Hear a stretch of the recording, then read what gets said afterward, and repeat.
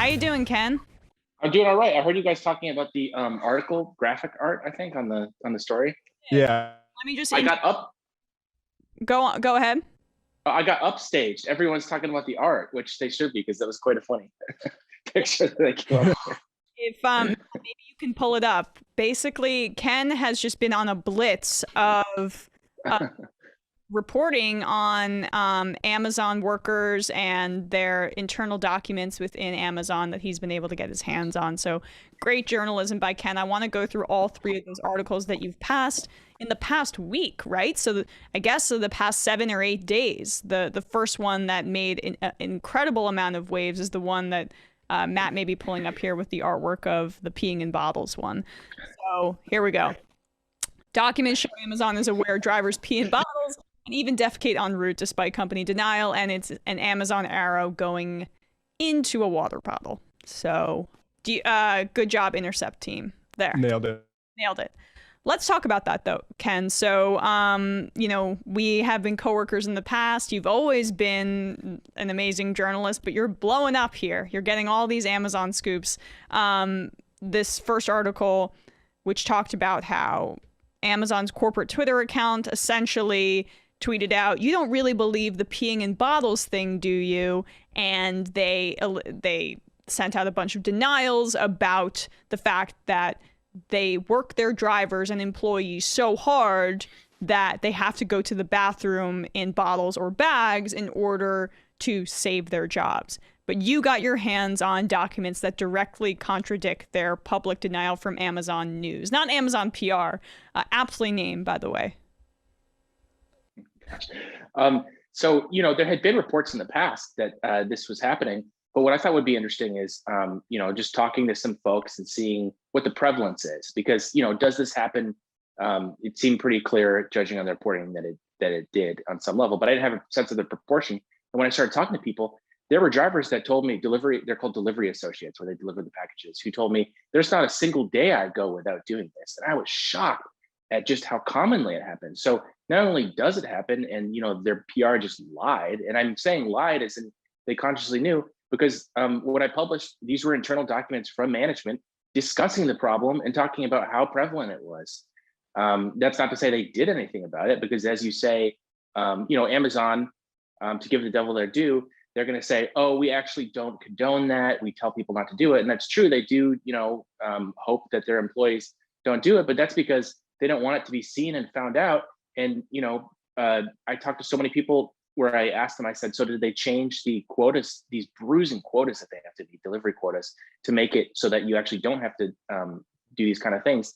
And I didn't hear a single person say that there were ever any accommodations made. So the reality is, while they can say they're not making their employees do it, if you're going to get fired, you depend on this job to live, you're going to do what you have to do to get by. I mean, these guys, they don't want to do it. They don't like doing it, but they tell me there's no other way that they're able to hit these quotas that they need to do in order to stay employed. So one of the documents that you found was marked Amazon confidential. And as you write, various categorized as infractions by employees for public urination and public defecation. So basically, outside of their documentation, they're encouraging this kind of practice, or at least turning a blind eye to it as long as you follow through on the quotas in terms of your deliveries, and then admonishing them, at least in documentation, in confidential documents behind the scenes. Is that correct? Yeah, that's exactly right. And the fact that it's marked confidential, it tells you so much about, their posture with respect to this issue. It's not so much that they don't want it happening, or else I would imagine they could change the quotas. It's that they don't want it coming out. And the emphasis is always public. And it's kind of it seems to me to be a sort of wink, like, if people don't know about it, then that's another thing. But we don't want this coming out. And so at that point, employees I talk to are under pressure, not just to do these things to hit the numbers, but then hide it afterwards because they're terrified of being, found out and getting reprimanded for it. So it's really this, I don't know what word to use other than dystopian, where not only are they having to do these dehumanizing things, they're desperately having to cover it up so that management doesn't see. But I mean, that's what you expect when you put these quotas. Person after person I talk to says, "How am I supposed to meet 20 stops without doing this? It's not possible." And there's never any accommodations made. So it's disingenuous for them to come out and say, oh, we don't condone this, while at the same time they do absolutely nothing to try to address why it's happening. Yeah, this quote from your article struck me. You spoke with a former driver who received a message from her manager that had a section titled urine bottles, and it states, in the morning you must check your van thoroughly for garbage and urine bottle. If you find urine bottles, please report to your leads, supporting staff, or me. I mean, like, check this off the list, check this other thing off the list, and of course, the perfunctory urine bottle in your car. Can you talk about your communications with this former driver and just how that bolstered a lot of what you reported on? This was so sad. This driver, like others I interviewed, but who couldn't be named because this person had quit recently. I had female drivers telling me that they had gotten UTIs from having to do this so routinely. I can't stress enough how frequent this is. Not a marginal thing where Amazon might say, oh, there are crazy things that happen at every company. We're a huge company of hundreds of thousands of people. Sure, you can find something. That's so misleading. This is solidly within the mainstream of how delivery associates have to conduct themselves in order to get by, and there are health consequences from it. Hearing about these UTIs, hearing about being in physical pain from having to meet these sort of things. There's more than one person I talked to who said physically their body just couldn't take it anymore and they had to quit. And these are a lot of individuals with modest means that can't afford to be moving between jobs unless they absolutely have to. So in the case of this driver, what she told me on the record was pretty much consistent with what everyone was telling me, that I had to grant them anonymity because I don't want them to get fired because they're not authorized to talk to me. And that is that not only were these bruising quotas always unrealistic, but under coronavirus, it got significantly worse. And there were never any concessions made, because suddenly Amazon becomes what should be the government, which is a sort of logistics center for providing goods and services to people that need them, or not able to go out to restaurants, or not able to go out to grocery stores and things like that. But again, there's no concessions. I'm not saying that you can't have 2-day delivery and things like that. They absolutely can. They would just need to hire more people. And yes, that would cut into profits. But I mean, the reality is they have to choose between human decency and profit. And the way that corporations are structured, they have no incentive to do anything other than choose profit as the priority every time. And so it was really harrowing to see someone, and respect to her for being willing to go on the record and say these things, because that's a big step to take. Future employers will see that kind of thing. And again, I had hoped to use her insights to show people, like, this isn't just internal documents or reports. Like, here's someone willing to go out and say it, put their name on it. And she did it because she was just so angry at how, I don't know, I try to discuss this in a sort of dispassionate, fact-based way, but I don't know how to say that, like, you don't treat human beings like this. I don't know what else to say. And that was the feeling I had the entire time researching the stories. I just was just this pathos and just this like visceral reaction that anybody would do this to humans, much less a huge company that is a major employer in this country and that presumably other companies are emulating. Well, we've talked about on the show how a lot of mainstream journalism, where they try to divorce any kind of empathy or I guess passion from their coverage, it results in like very horse racy, sociopathic in some ways coverage of politics. So I appreciate your compassion and your empathy in this situation. Let's move on to your next story, because a few days later, again, you published that first story on the 25th. Then the 29th, you were able to get your hands on an internal document related to those very corporate tweets that were the catalyst for your first story, which was the denial of the peeing in bottle story, the fact that you had so much evidence and people who spoke to you who confirmed it. And then your second story, entitled Document, Amazon's security staff reported its own hostile tweets as suspicious, fearing they'd been hacked. They were really fearful about their brand being, I guess, besmirched, but it seems to me they're doing that themselves. But can you talk about that story and what you found there? Yeah, so the genesis of all of this, people are like, how do you get so many scoops? As much as I would love to take credit for all that and say, oh, I'm just such a great reporter, the reality is a lot of people were just enraged at what the company was doing. And the mood was one, so many people I talked to, these are not, left-wing radicals that want to, throw out management. A lot of them were just like, I saw the tweets and that's insane and they're lying and I want you to know about it. And that was, and so if you go back to the original tweet that started a lot of this, it was the Amazon PR account's response to Representative Mark Pocan, who was criticizing them for their working conditions, mentioning the peeing in bottles. They said, as you mentioned earlier, you don't really believe that, do you? People were real mad about that because, as I said before, this is a routine practice. It's not any sort of martial thing. There's no way management doesn't know about it. I mean, we know that they know about it because they've memorialized it in these internal documents and policies. But after that response, there were several other tweets where they replied to Senator Bernie Sanders, Senator Elizabeth Warren, pretty popular senators by the standards of Congress. And they were sort of taunting them. The tone is very interesting, where they're saying, you guys say you want $15 an hour. We actually give it to our employees, very conveniently leaving out the fact that they offered it to their employees after a whole lot of pressure from the Progressive Caucus on exactly that issue. Bernie Sanders' Stop Bezos Act, they got so spooked by it that they put it into place because they were getting such bad PR from it. Exactly. And now they're like, well, we actually did it. And you guys, and it's just so I mean, I cannot stress enough how angry people inside the company were. And that's why I started covering, because I don't cover labor stuff very often. I generally cover national security type stuff. I just saw an opportunity here because I know that when they go out and lie like that publicly, that is the perfect conditions for when people want to blow the whistle and talk. But all that being said, what was interesting about all that is that people inside the communications department, I wasn't just talking to people in the warehouses on the factory level. I was talking to people on the corporate side in the offices and people in the comms department and sort of adjacent kind of tangent to it. And they were all horrified at what's happening. And again, these are not left-wing zealots by any means. These included people that were solidly like kind of true believers, where they're like, yeah, we want to help the community by giving them goods and services in our 2-day delivery, blah, blah, blah, that kind of thing.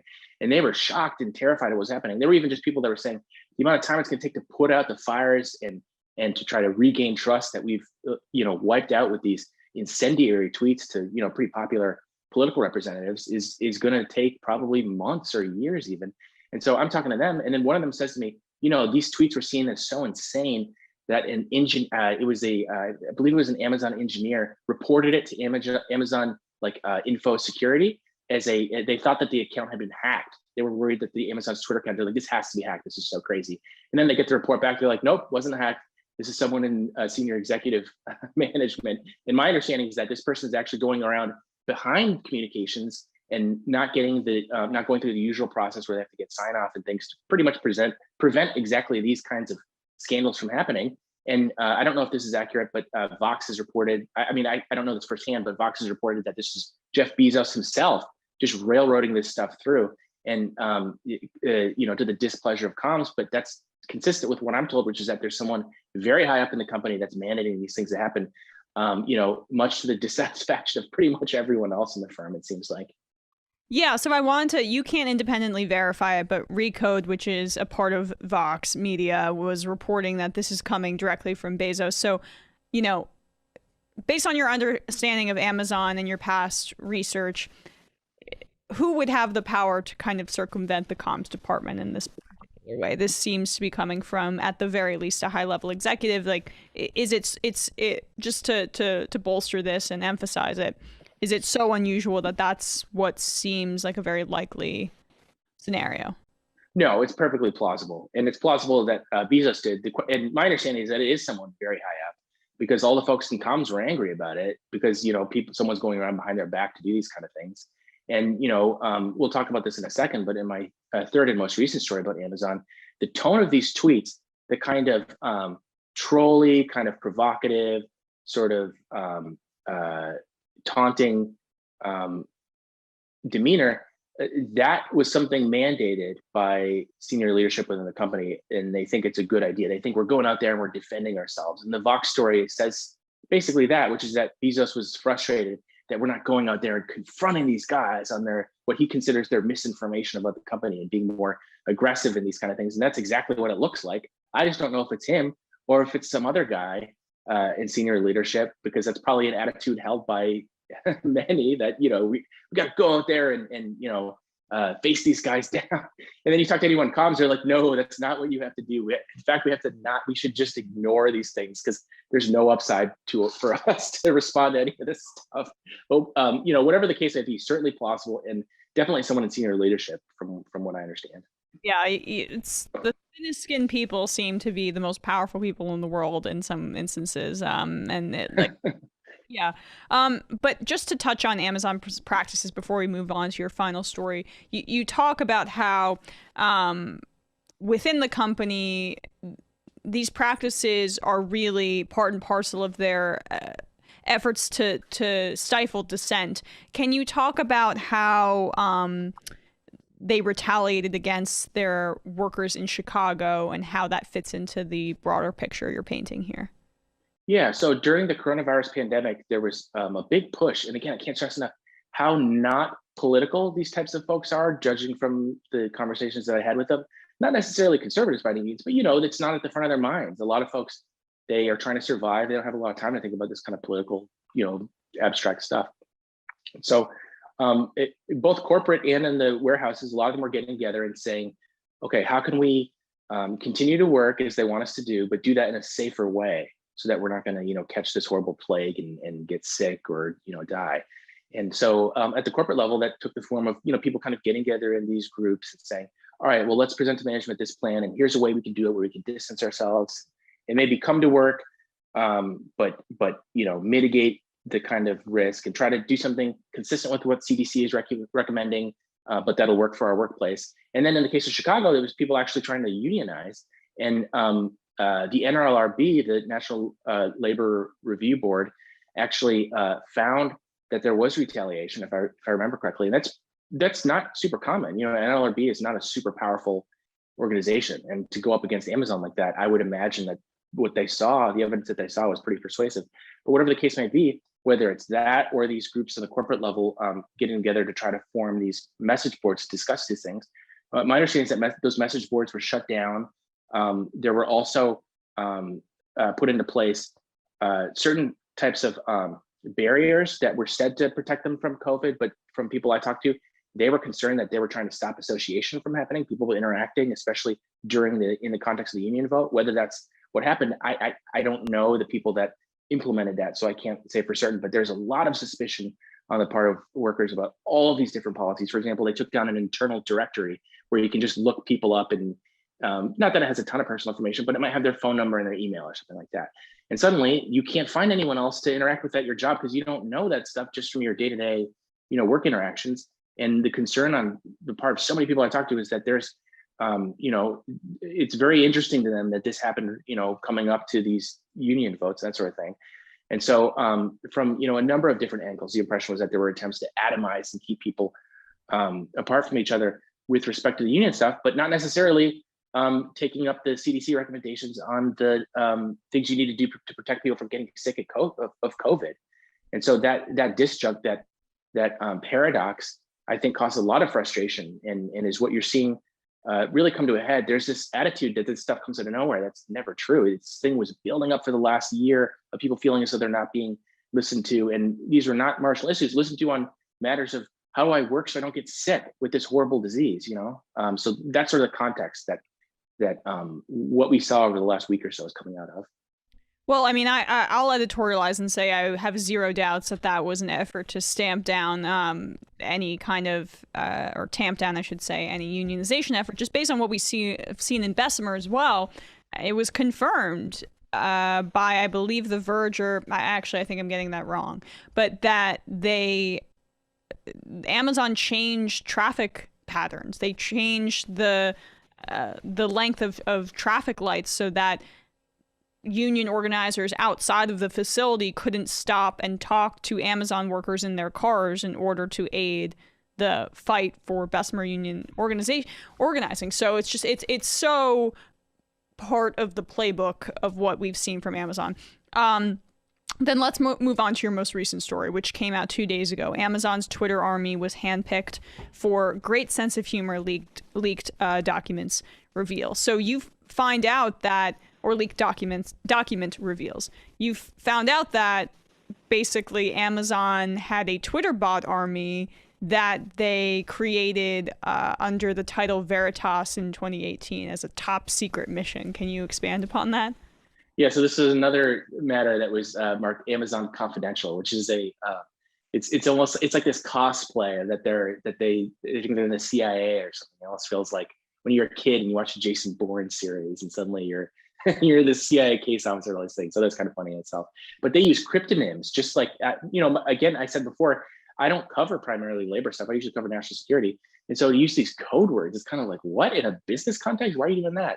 And so their code name for this program, which people have been talking about earlier this week, is they saw this army of Twitter users that all have the same format for their Twitter account and their bios. They've got like a box. It's like the delivery. It's supposed to be the delivery box that they do in the warehouses.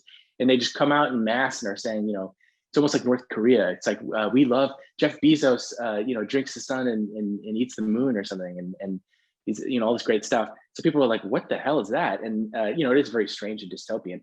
But I started looking at reporting. There's very little known about this program. So I started asking around.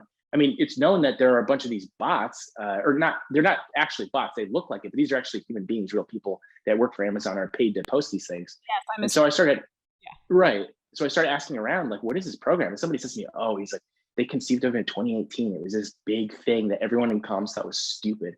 But I think I still have a report from it. Let me see. So then he sends me this report. I start clicking through it. And so these folks are handpicked to do these kind of sassy clapbacks at like detractors that are criticizing the company. And they're told to, quote, speak your truth. But apparently there are some guardrails. You can't speak your truth about just anything. You can't talk about unionization, for instance. They're explicitly told, don't reply to tweets about unionization. Examples given where I'm paraphrasing. It's like if they hear someone say, let your employees unionize something, they say, don't respond to that. But to a lot of other stuff, not only do you respond, you want to be, quote, one of the words was, I can't remember what the word was again, but they're telling them you want to come on tough, you want to be bold, you want to be all these things that Vox reported that Bezos said they wanted to be. And so the idea is they're supposed to do these epic dunks. They're supposed to be windmill dunking on the critics. And this is supposed to be good for Amazon, which again, folks in comms thought this was idiotic and they thought this was a crazy idea.